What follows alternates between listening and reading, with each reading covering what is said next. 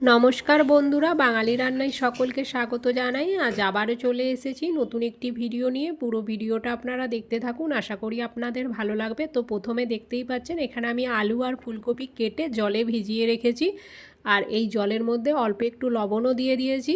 ফুলকপির ভেতরে যদি পোকা থাকে তাহলে সেই পোকা বেরিয়ে যাবে।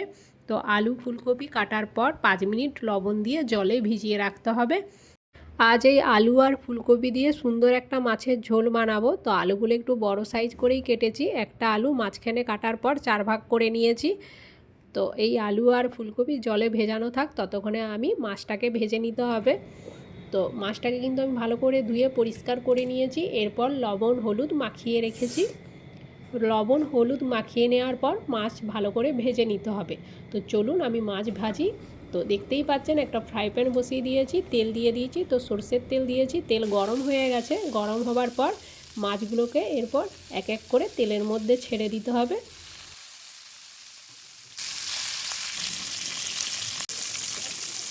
দুই সাইড এইভাবে উল্টে পাল্টে ভালো করে মাছ ভেজে তুলে নিতে হবে। তো চলুন, আমার মাছগুলোকে ভাজা হয়ে গেছে, এবার তুলে নিচ্ছি।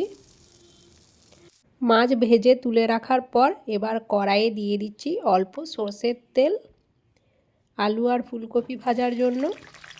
তো আলু ফুলকপি হালকা একটু ভেজে তুলে রাখতে হবে। এইভাবে ফুলকপি দিয়ে মাছের ঝোল বানালে খেতে কিন্তু দারুণ লাগে, খুব সুন্দর একটা টেস্ট হয় এইভাবে আলু ফুলকপি মাছের ঝোল করলে।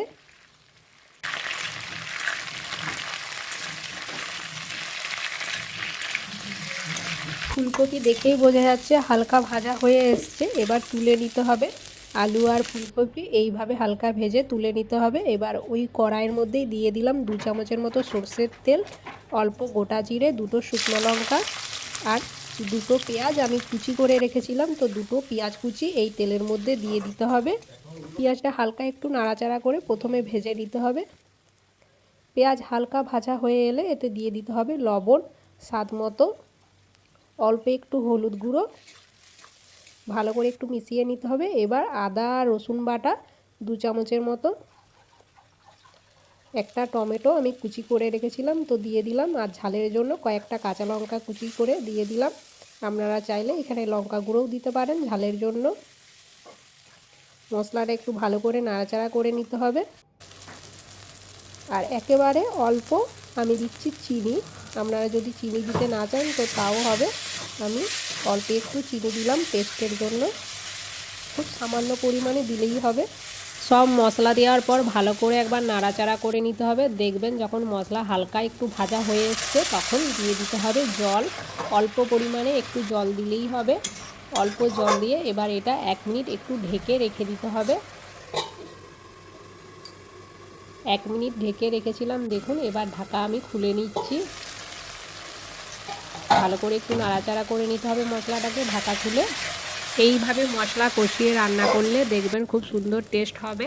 তো মশলা থেকে তেল ছেড়ে দিয়েছে, এখন দিয়ে দিতে হবে ভেজে রাখা আলু আর ফুলকপি। তো আলু আর ফুলকপি মশলার সাথে খুব ভালোভাবে এটা মিশিয়ে নিতে হবে।